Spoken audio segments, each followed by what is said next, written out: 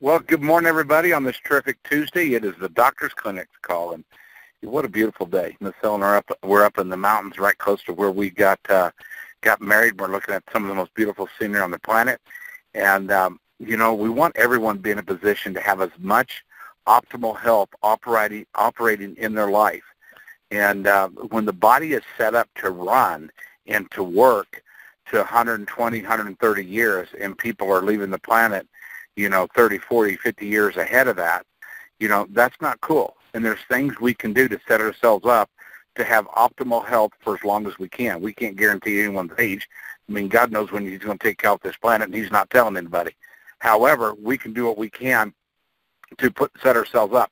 And Doc's going to get into some of that today and make some of that happen as far as information for you. And this is the Doctor's Clinic, where the world is your waiting room. And Doc, good morning. Thank you for all that you do, buddy. I know you hear that all the time, but it really sincerely is appreciated from so many. And this call is the most played back call that we have in Sisel each week, which is kind of amazing as well. So Doc, welcome to the call, and take off on how we can live longer and some of the signs of potential aging that we can maybe slow down just a little bit and have more life. And I loved some of your quotes you were saying earlier. So good morning, sir. Well, DW, thanks for having me on the call every week. I really appreciate that you're here to host us. As we look at aging, a lot of people, they can't even begin to fathom, they can't even begin to think about anti-aging, and the reason why is because they're so busy focused on the now, what's going on right now. They're trying to decide, what do I do about that heart disease? What do I do about that failing memory? What do I do about the arthritis? I'm worried about this. I'm worried about that, and so they're so busy worrying about what's going on right now that when we start talking about anti-aging and age reversal, that they just kind of throw their hands up in the air and they go, but how can I think about that now? And that's really a thing. So we have to really talk to people about, you got to get your body in the condition that it's ready for anti-aging. You don't take and have your life, think of it like a snowball. DW's up in the mountains there, and think about a snowball or a rock rolling down the hill. I mean, you don't stop an avalanche by reversing it right away. You have to slow it down, and that's what we really have to do on this whole aging thing too. So as I talk to people, you got to be realistic with things, but I'm calling it my mission against aging and death, so the acronym MAD, MAAD, the mission against aging and death, and it didn't just start last year. It didn't just start, the year before that. It didn't just start a couple months ago when Tom Maurer and Sisel announced that they were formulation and they were going to come out with the sale of this age pill. It began a long time ago, and I started looking at these things a long time ago, even before age reversal medicine became the most popular and the fastest growing branch of medicine.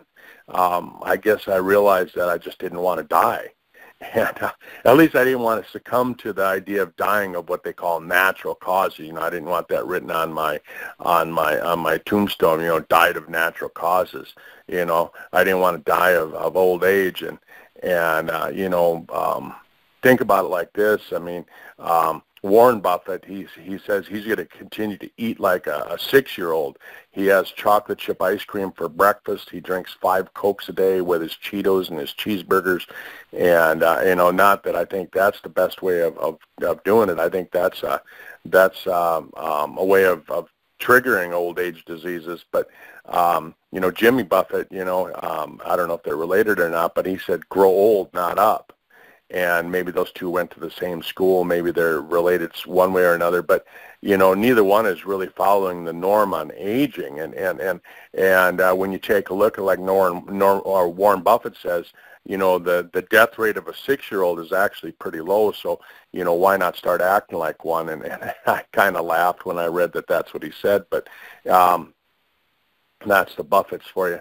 But, chronological age, doesn't really have to describe a person, an older person. I was watching a 93-year-old comedian last night, and I thought, that guy's funny. And the reason he was funny is because he was talking about real life. I mean, man, he had 93 years of life to talk about, and an older person might have a lousy body. They might be in horrible shape physically, but they can have a brilliant mind. I'm working with a 96-year-old that he's confined to a wheelchair now, but still sharp as a tack. I mean, he still has an office. He still has secretaries and people that work for him, and he controls his own business at 96. And you think about that. Will you be there to be there? I mean, will your brain still be functioning that good? And for a lot of people, the opposite's true, and they have a good body, but their mind seems to have gone, and so there's a lot of overlapping in between there, and is it really just because of getting older, And so we have to look at that. There's a difference between growing old and aging, and so this morning, I was kind of putting together a couple of things, and I've been working on this for a little bit. But you start looking at some of the symptoms of aging. Low energy.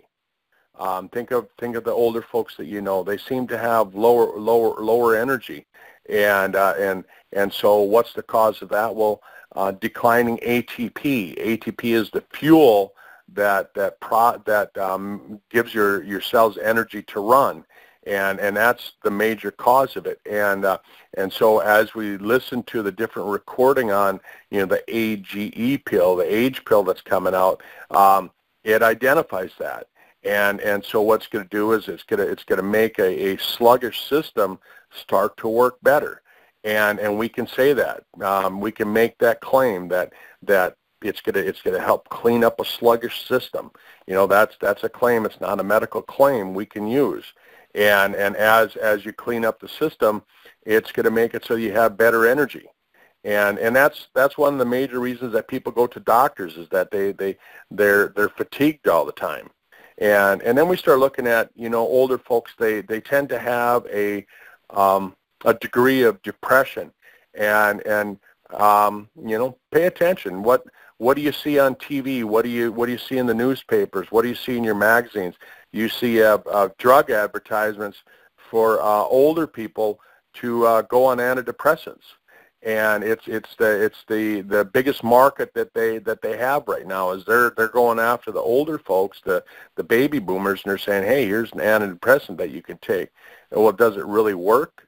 I mean, the answer to that is that it really doesn't. When you start understanding that what an antidepressant merely does is it shifts the neurotransmitters from one part of your body to the other part of the body, and it doesn't cause a rise or an increase in the amount of neurotransmitters that the brain can use.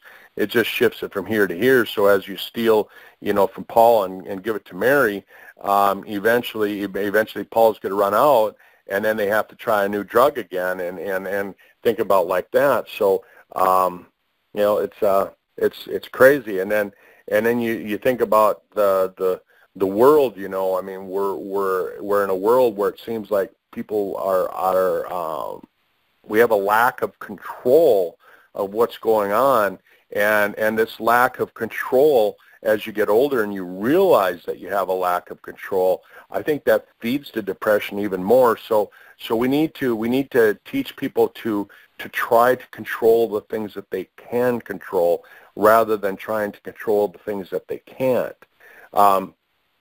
Memory loss. There's really a wide range of severity when you start talking about the category. I mean, you got Alzheimer's disease, which seems to be kind of that big ticket item. But when it first starts coming on, you have a slow recall of names. You start like you run into somebody and you go, I know that person, but I just can't put the name to the face. And and it's common with older folks, and they just start to think of it as a part of growing older, and they think of it as normal aging, and after a while, when they get to a certain age, they start to think, oh, it's a precursor of Alzheimer's disease. When Alzheimer's disease was first defined, they thought it was like a tangled up mess in the brain, and that's how they could differentiate it from simple dementia, by just taking a look at the arteries in the brain and prescribing meds that would somehow slow the progression of that. But if you look at nutritional products, vitamin E, niacinamide, which is vitamins B3, B12, they have no side effects. And really, when you look at the studies, again, here we can quote the studies, they say that the vitamins tend to have just as good of a response as the drugs on the brain. So wouldn't you rather lean that direction? And so we start looking at products like the Brain Vitality. It's got those vitamins. Again, we can't make any claims on the product, but we can make claims on the studies that show that the vitamins that are in there, the magnesium and the vitamin content, as well as the different extracts. But as older folks grow older, they tend to absorb nutrition slower from the gut, and that leads to other symptoms, not just memory problems and things like that, but they can contribute to the low energy. It can cause some numbness. It can contribute to that depression as well.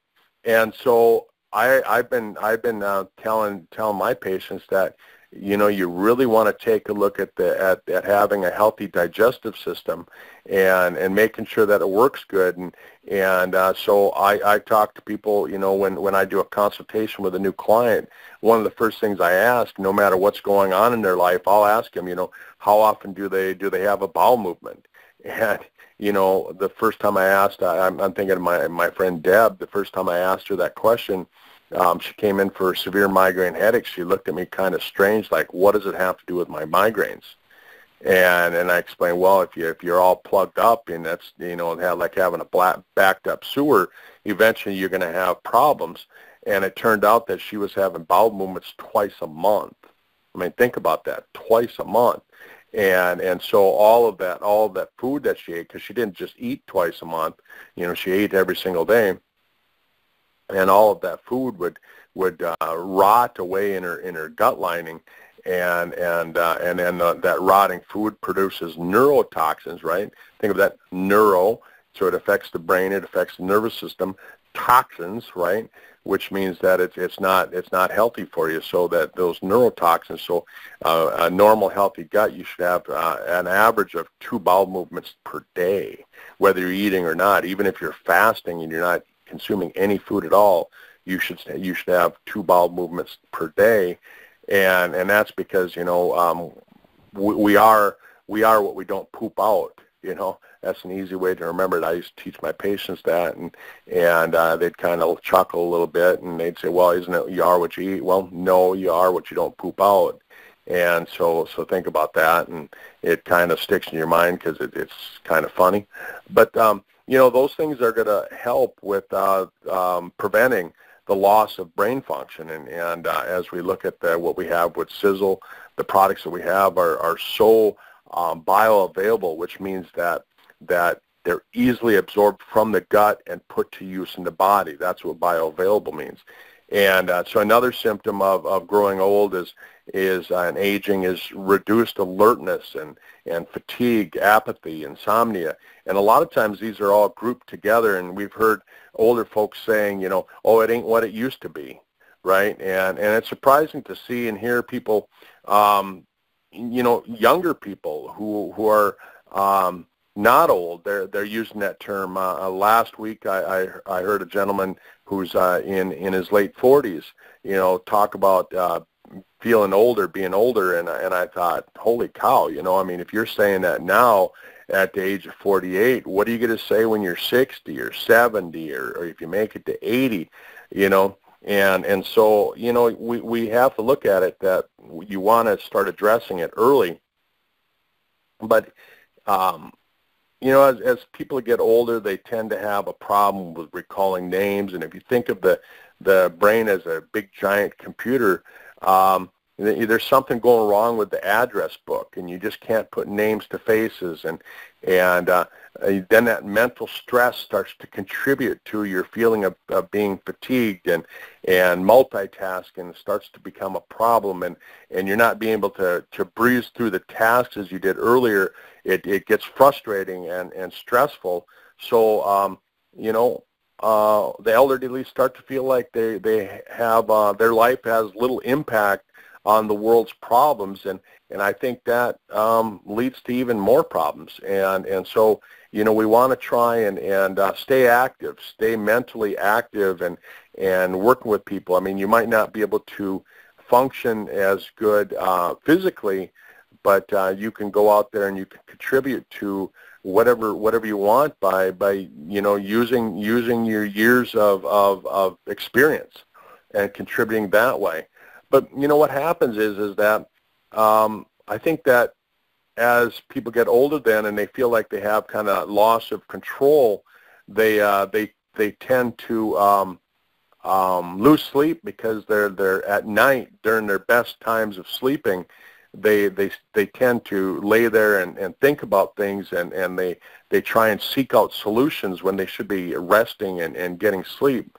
And so, you know, when we look at what we're doing with Sisel, I think it's a great opportunity for the older folks, you know, and I've told people this, and this is a doctor's call, so why am I busy trying to tell people to recruit the older folks? Well, the reason is because now they have their own business, and they can go out there and they can make things happen.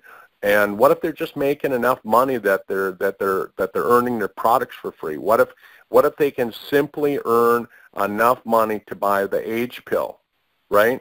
I mean, that's success, and so it doesn't take much with this, and I know DW covers it on the morning call on Fridays, but you can get into that. But another symptom of aging is dry skin, and it seems to be a problem amongst a lot of the older people. Again, I've treated a lot of older folks, and they have dry skin, and part of it is because just the cells in the skin, the cells in the liver, they slough off faster than a lot of cells, and they're damaged more by stress and free radicals and oxidation. You know, oxidation is like you take a shovel and you throw it outside in the rain and go pick it up. The next day, it's got rust on it, and so your cells, they oxidize like that.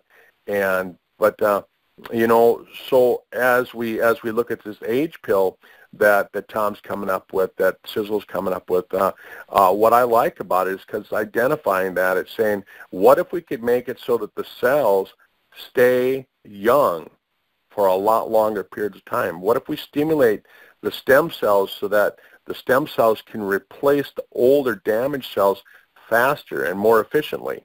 And, you know, because there's a Hayflick limit on a cell life, and we talk a lot about telomeres and that, and a lot of people don't really realize that you know, the only cells that have an immortal life are cancer cells. And if you give them a good blood supply, you give them oxygen, cancer cells could live on forever and ever and ever. But a normal healthy cell, they've got what they call the Hayflick limit. And what that means is that at a certain point, it's inevitable that the cell is going to die, and that's just that, and you can't change it.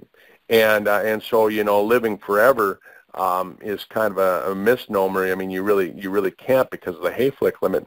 But with the age pill, we're going to be able to make it so that the cells can live their optimum lifetime in a healthy way. And as I talk to people about healthy skin, you know, what does that have to do with health? Well, if your skin is healthy, chances are your epithelial tissue is healthy as well. And epithelial tissue lines your stomach, it lines your gut, but it also lines the lungs. And so if you have healthy skin, which means you probably have healthy epithelial tissue, your chances of getting pneumonia go down. And it's interesting, as I read studies on people who have made it past the age of 80, 6% of people die from, after the age of 80, 6% of people actually die from pneumonia after the age of 80. And so look at the skin. If they have healthy skin, chances that they have healthy epithelial tissue, they're going to lower their risk. Another 20% of people over the age of 80 die of other infections. So you look at that. The next symptom of growing old seems to be, the cold hands, cold feet. And I hear people saying, oh yeah, cold hands, warm heart. But I've shaken hands with some pretty healthy, young athletic people, Olympic athletes, and they have cold hands as well. So it's not always due to poor circulation, but intermittent claudication is when you have poor circulation to the femoral arteries, and exercise, these muscles start crying out in pain because they're lacking oxygen. But blood supply is under control of the signals of the autonomic nervous system. It controls the dilation through stimulation of different catecholamines like adrenaline. And so, sluggish blood in the arteries can make the hands and the feet not only cold, but it can make them look kind of bluish as the oxygen in the blood is being consumed. And I know this personally, after my motorcycle accident, my right leg, the lymphatic tissue was damaged, and surgeries damaged it even more. And my right foot gets cold really easily. And if I go for long walks, I can see that my foot kind of gets that bluish color to it because the oxygen is being consumed. And this is alleviated by, a lot of times by magnesium. We've got magnesium in a number of our products with Sisel, and we've got the best forms of magnesium. We don't just throw in, magnesium stearate and other cheap forms of magnesium, because the thing about it is that if you're just taking a rock and you're grinding it up and you're sucking it down, your body doesn't know what to do with it, and it just spits it out the other end. And that's why, a lot of vitamins, if you look at the studies that the FDA has done, and some of these different drug companies have done studies on vitamins, they say, well, they don't work. Well, the reason that they came to that conclusion is because they studied the wrong vitamin. I met the gentleman who formulated, well, I'm not going to name the vitamin because I probably shouldn't do that, but he formulated the most well-known vitamin, multivitamin, and he said he wouldn't take it. He said that only 3% of people could actually absorb what was in it, and he said that it was actually healthier for you to drive down the road and as you drove, just throw the pills out the window of the car, and it was healthier for you to do that than it was to actually take the vitamin because of the way that it was made and what was in it. But as we look at some of these things, we don't want to just pass the symptoms off as saying, oh, I'm getting older, and so what if we could effectively really alter aging by simply addressing it earlier in life? And as we look at the millennials, and we look at the people who are coming up in the world and they want to make changes, that's what we need to look at, is how do we get our kids, my kids, to look at this by addressing it before they become old, before they have the symptoms of degenerative aging. And I was on Facebook this morning, and you know how they have your memories come up of what you posted years ago. And a couple of years ago, I posted a study, the results of a study in 1913, over 100 years ago, almost 105 years ago. A group of almost 1,000 men were entered into a study. And think about that study, right? Over the course of 100 years, these men were studied. Their lives were analyzed, and at different times, they were asked to fill out a survey on their health and their life status. And I find that interesting because, what's the best way of figuring out how to grow old? Analyze the people who have gotten old. You know, if you want to be successful, you don't model your life after someone who's living in a box, you know, on the street. You figure out, you know, what's Warren Buffett done, what's Tony Robbins done, what's you know, Jim Rohn, all these successful people that you know of. You start asking, what have they done? And then you start to emulate what they've done and pick out the good things, and that's the beauty of being an observer, is that you can look at those things and figure out, you know, what's going on, and so as we search for that fountain of youth, you know, I just say that's what we need to do. But you know, you look at people who have made it to the age of 80. Only 6% of people after the age of 80 actually die from cancer. Right? So, you know, your clue to that is that if you can make it to 80, you probably aren't going to die from cancer. 40%, over 40% die of cardiovascular disease. 20% die of infections. So if you know that you're going to make it to 80, then you better start doing something about cardiovascular disease and start doing something about preventing infections. Again, you know, I said earlier, keep your skin healthy. It's going to lower your risk of dying of infection. And you know, when they studied almost 1,000 men, 1% made it over the age of 100, but 30% made it to the age of 80. And of that, of the 30% that made it to 80, half of them made it to 90. And after the age of 80, only 20% had some sort of dementia. So you start looking at those numbers. You know, I'm a numbers guy. I start looking at that. And I start going, okay, what can I do about this? What can I do about that? And if you want to look at genetics, you know, some people say, well, you know, genetics plays an important role. Well, it plays a role. I don't know if it plays as important role as we think it does. But if you're going to look at it, look at the age of your mom. Look at the age of the maternal side of your family, your mom's parents, your grandparents on your mom's side. Did they make it old? Because that plays more of an important role than the paternal side. And then financial factors play a role too. You know, after the age of 50, do you have your own place to live? Do you own a house, or are you renting? And they're saying that plays a role. If you own your own place, that your chances of making it to 100 are greater, because it kind of signifies that you have the money to make it. And so those are some things. And again, you know, as we're working with our Sisel business, these are some things that we can talk about with people, and we can say, hey, check this out. And so I like sharing those. I've got a question that popped in when you're talking about. I was just finishing up. Perfect time. I figured you was, but I had to run in and take care of something real fast. I was right back out within a minute or so. But what a great call and phenomenal information. I mean, you're just stellar at that. But now we got the H pill that's going to be launched here in a few days. How does that work in connection with? Because if I understand what Tom's talking about, you add TSX to the mix with the H pill and make sure you're on the triangle of life. You've pretty well set yourself up for some potential longevity. Is that correct?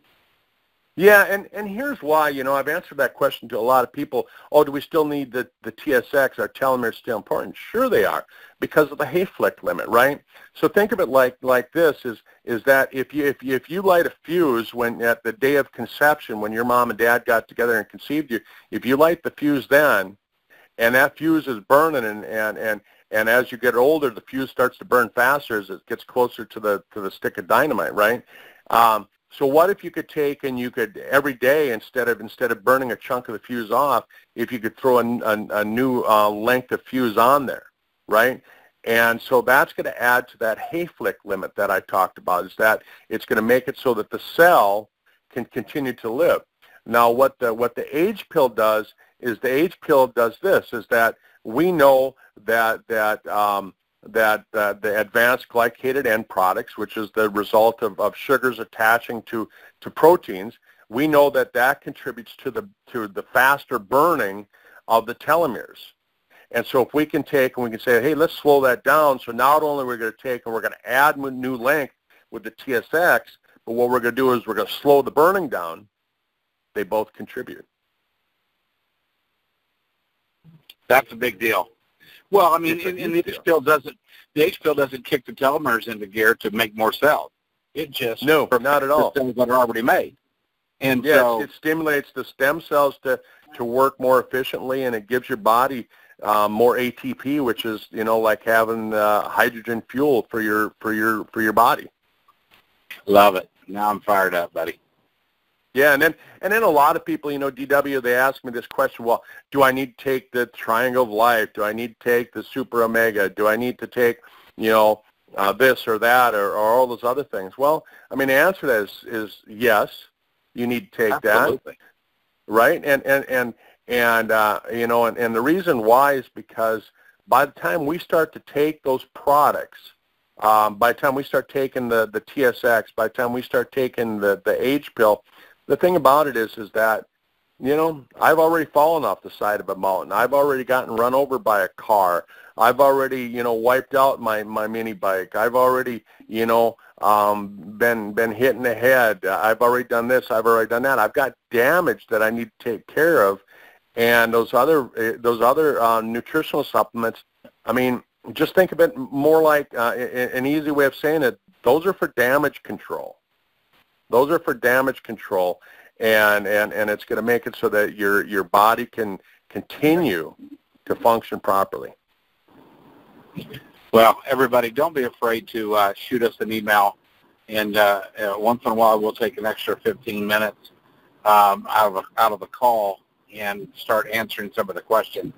But there you heard it. I mean, you heard it from the man who studied, researched, is in conversation with Tom from time to time about what's going on here, and set yourself up for success. Don't see how little you can do. Don't be a person that does minimums. Be a person that does maximums. And as you share this distribution system with others, that does help the stress of cash flow and puts you in a situation to do maximum amount of product each month that you possibly can. Doc, that makes total sense right there, doesn't it? You bet it does. Exactly. Well, that's it for the Doctor's Clinic call. Dr. Kurt Fisnick, once again. I don't know, man. This call today feels like a grand slam. I mean, it just feels like I'm there watching the Kansas City Royals win it all with a grand slam. And I've done that twice. I've been to that ballpark where the ninth inning twice. And they won it with a grand slam with 2 strikes and 3 balls. Last batter up, bases loaded. You just did that right now today. Thank you so much for what you're doing, Doc. Everybody out here, this is a call you're going to want to share and get it exposed to as many people as you can. You don't want to be behind the curve on this deal. You want to be ahead of the curve and put yourself in a position to stop doing minimums and start doing some maximums. And even when it comes to promoting what we have our hands on with Tom Marson. That's it for the Doctor's Clinic call. Thank you for being part of it. Same time, same place next week.